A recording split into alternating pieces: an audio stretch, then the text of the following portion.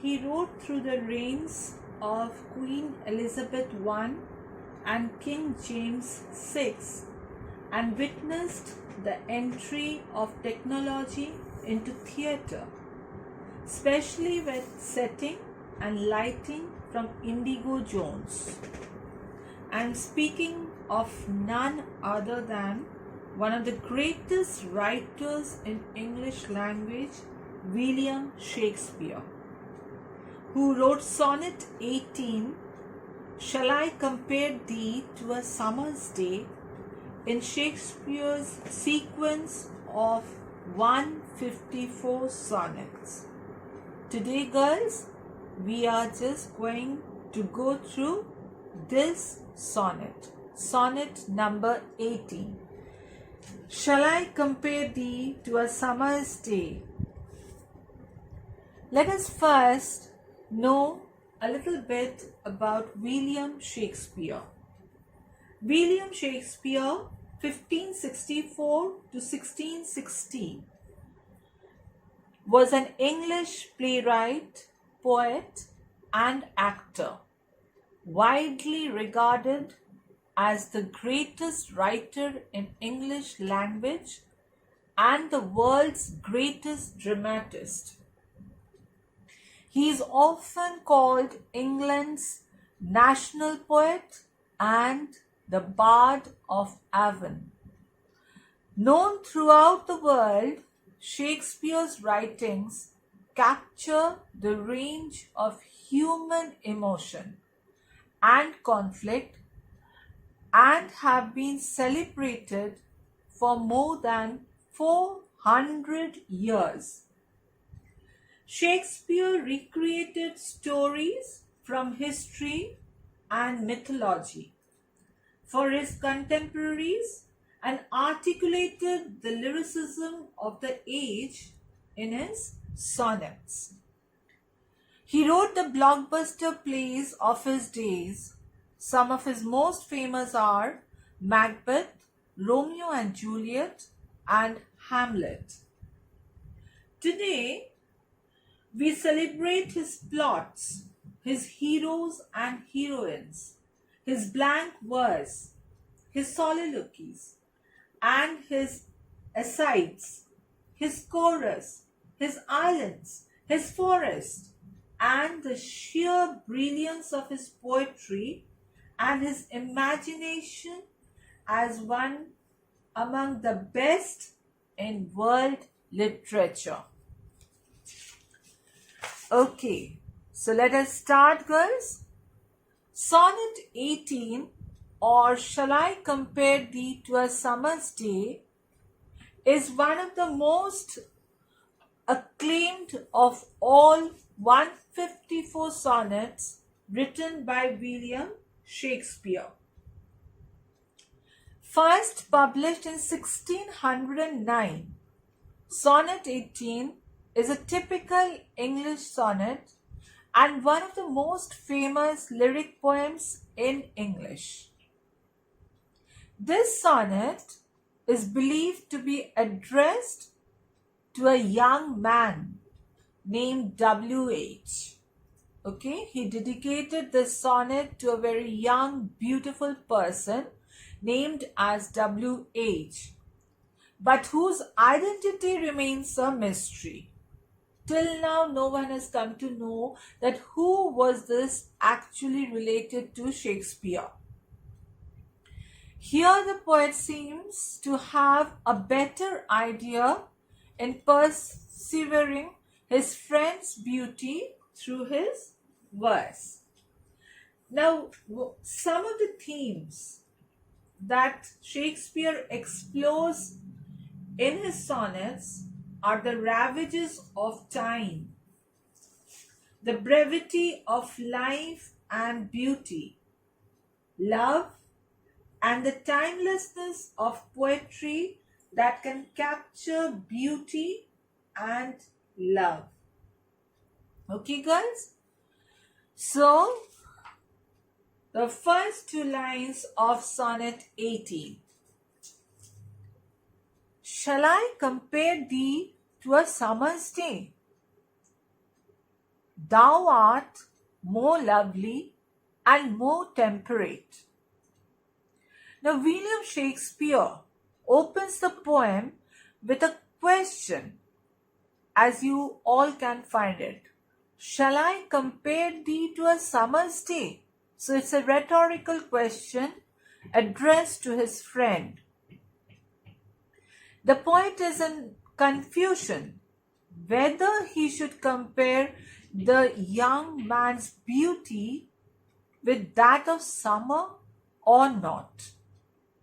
And the second line goes over there, thou art more lovely and more temperate. But he rethinks it. No, it is not right, or it will not be right to compare his friend's beauty to a summer's day. And why not? And then he drops the idea as he believes that his friend is too perfect to be compared with summer. That no, it would be unjust to be comparing his friend's beauty to that of summer. In the next line, he emphasizes that his dear friend, a very dear person to Shakespeare, is more temperate. You know that summer has a very, very harsh climate, girls, isn't it? We get tired, we get exhausted, so there's nothing cool about it. There's nothing mild about it. There is a beauty to summer. Rather than beauty, we can speak, there's a power to summer, right? So he considers that his friend's beauty or nature is more temperate and lovely than the summer. Okay. Whereas the summer is extreme with his harsh days, his love's beauty is gentler and more restrained than summer. So beautifully, isn't it, girls? He expresses his emotion towards his friend. Can we ever think of comparing our near and dear ones to one of the seasons of nature? Can we ever think of that? And this is the art of William Shakespeare.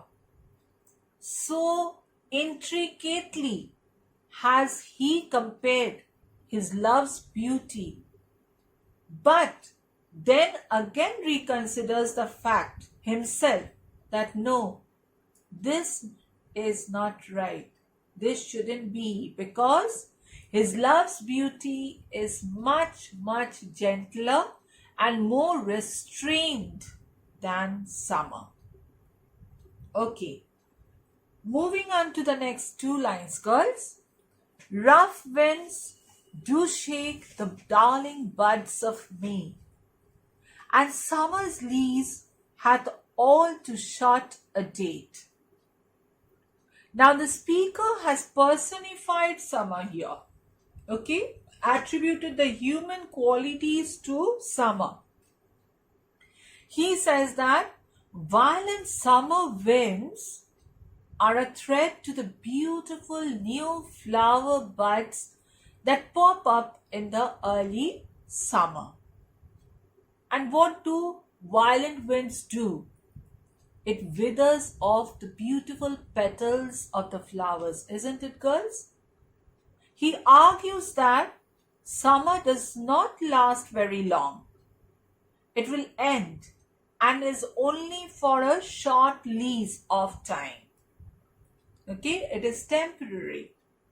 It comes for only a period of time. The summer must abide by the agreements made to the weather. So he says, girls, rough winds do shake the darling buds of May. See, so beautifully he has addressed the buds of May, the beautiful flowers that are yet to blossom in their full. He just uses the word darling to that. And summer's leaves summer's time, period of time, hath all too short a date. It is very short span of time that summer really comes through. Sometimes too hot, the eye of heaven shines, and often in his gold complexion dimmed. Further explaining, using personification of nature, William Shakespeare says that sometimes the sun, and he has addressed the sun as the eye of heaven, girls. It's too hot.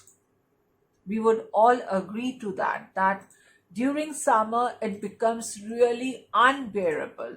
The scorching heat of the sun really makes us exhausted. And sometimes that strength is too dimmed due to the clouds.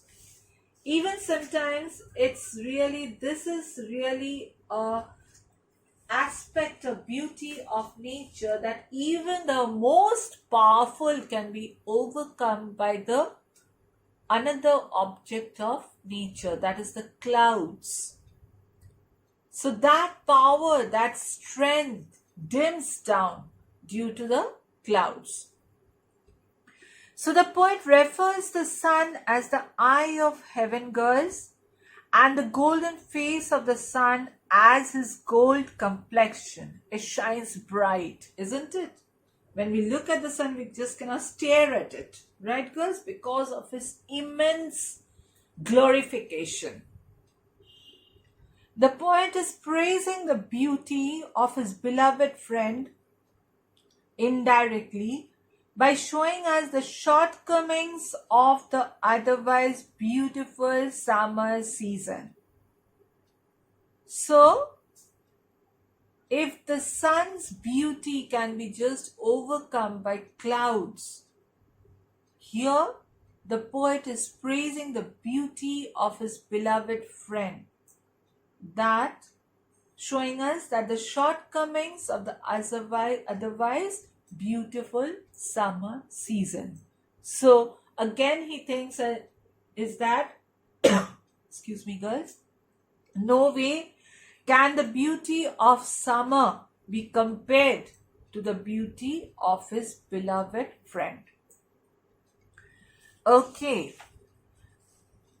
And every fair from fair sometimes decline by chance or nature's changing course untrimmed.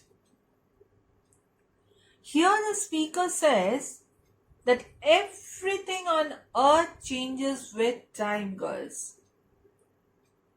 Beauty do not last forever. That too dies with time.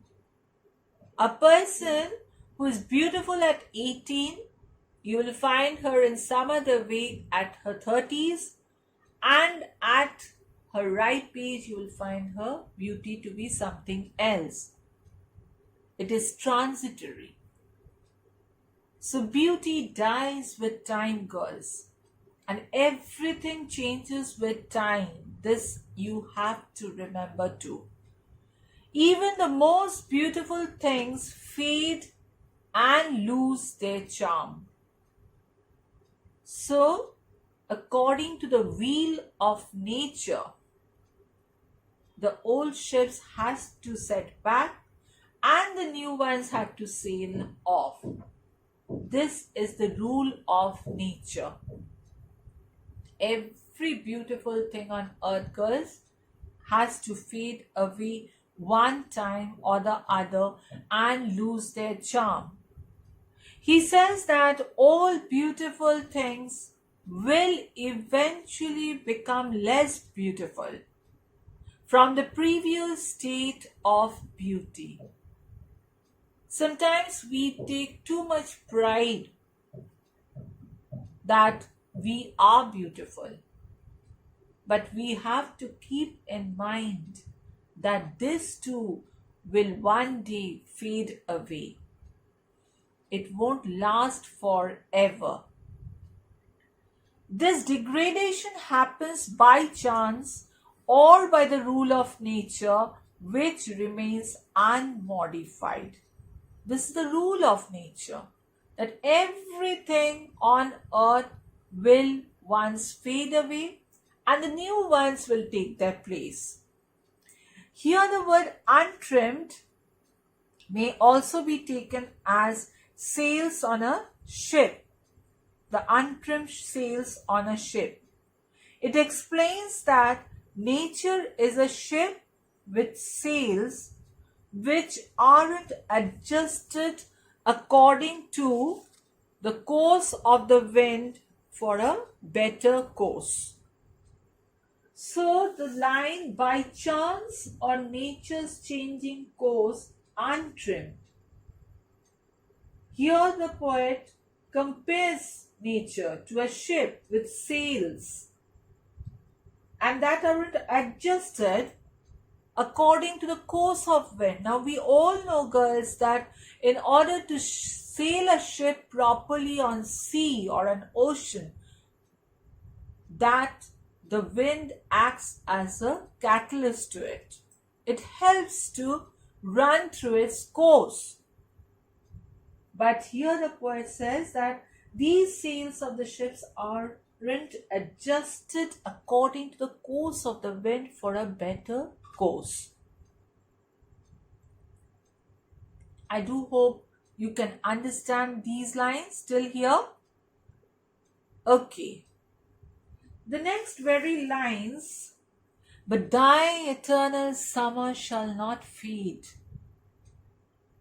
nor lose possession of that fair thou owest.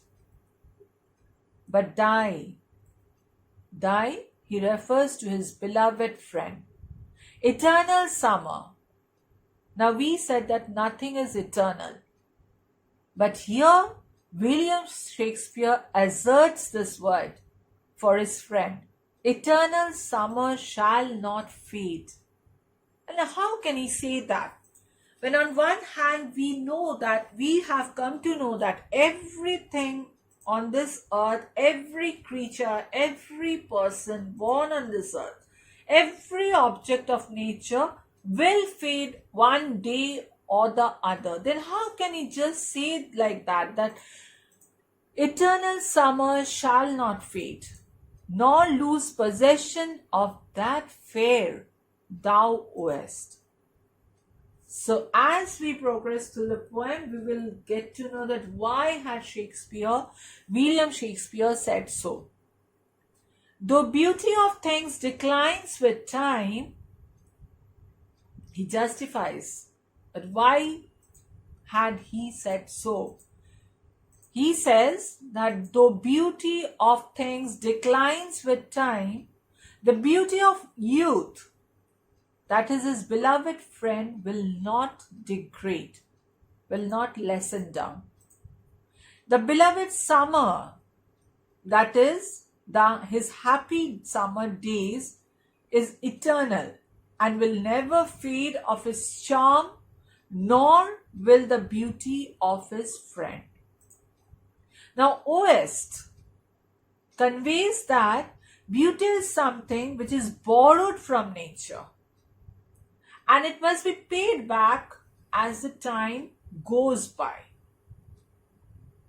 Through lines 1 to 8, we get to know, girls, that the poet has been pointing out the limitations of the summer, and now he has started praising his friend's beauty directly. Isn't it? From these lines, but thy eternal summer shall not fade, nor lose possession of that fair thou owest. Owest? Beauty, something that is borrowed, that you have from nature. And it's true that we have to pay back as time flies by. So let us move on to find out that why has Shakespeare said so. Okay. the very next line, nor shall death brag thou wanderest in his shade, when in eternal lines to time thou growest. Nor shall death brag thou wanderest in his shade, when in eternal lines to time thou growest. Very beautiful lines, girls. Death will never be able to boast seeing the low lover wandering under his shade. The speaker, William Shakespeare, personifies death here.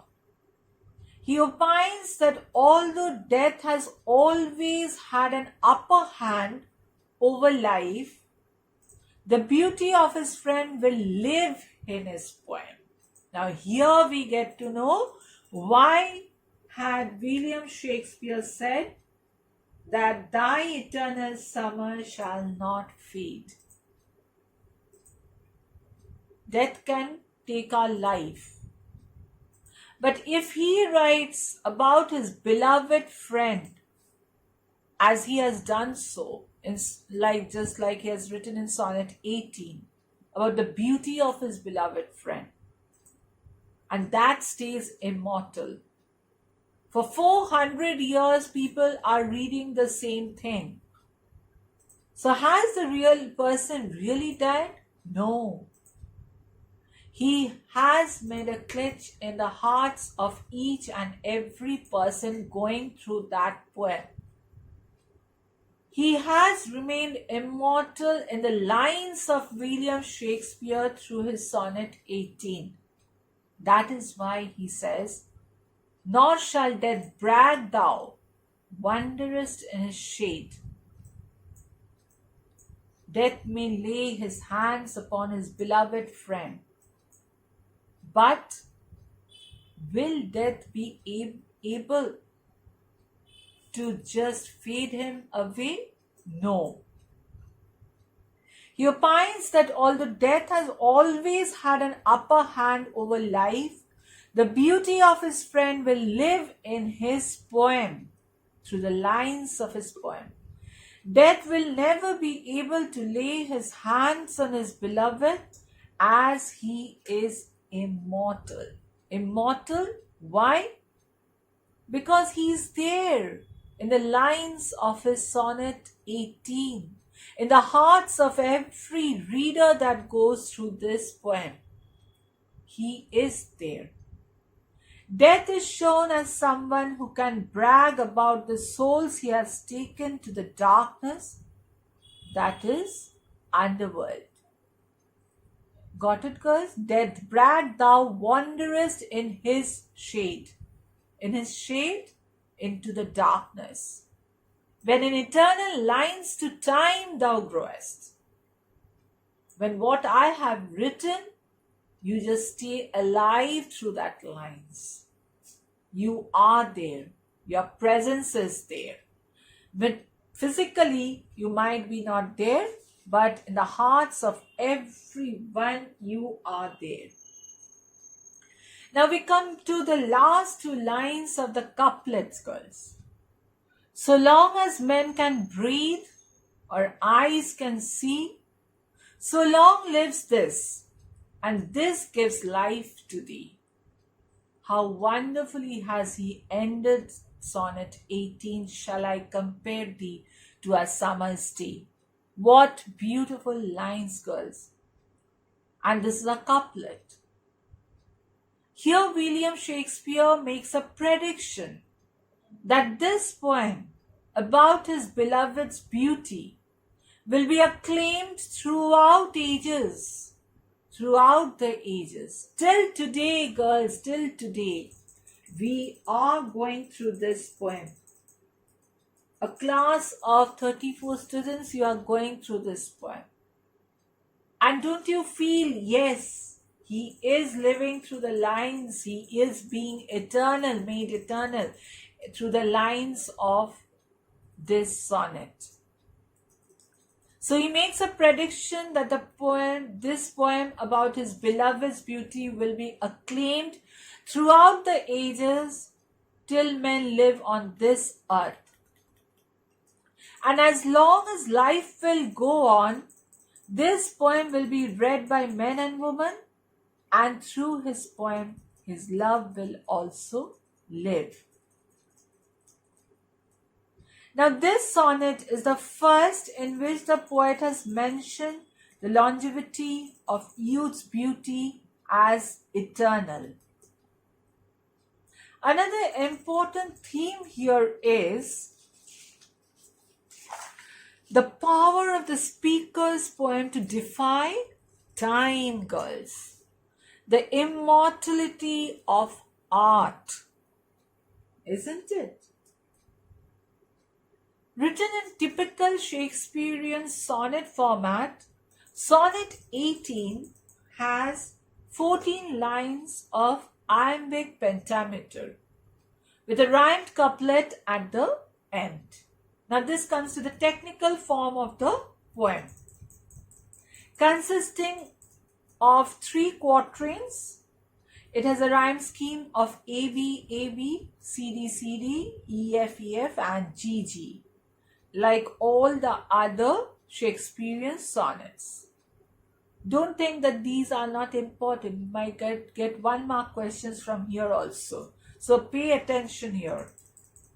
Figurative language is used throughout the sonnet to give an in-depth view of Shakespeare's feelings and love for his beloved. Metaphor is the main literary device used in Sonnet 18. Okay, girls? And the poet William Shakespeare has compared his beloved's beauty with that of summer in different ways. And the thing to be noted, girls, is that he has also personified objects of nature and death for poetic effect. I hope that this will help you to understand, comprehend the poem very nicely, and really you will find it that what a lovely sonnet, what a piece of art, I would rather say, Sonnet 18 William Shakespeare has given to us. Do go through the lines again and again, because it's difficult to understand unless and until you relate it to the notes. So I've just framed it in that way, that after every 2 lines of the sonnet, I've given you a description of what William Shakespeare has tried to convey through those 2 lines, so that it might be easier for you to understand it better. So go through it, girls, and hope that this will really help you a lot in understanding Sonnet 18 by William Shakespeare. Thank you.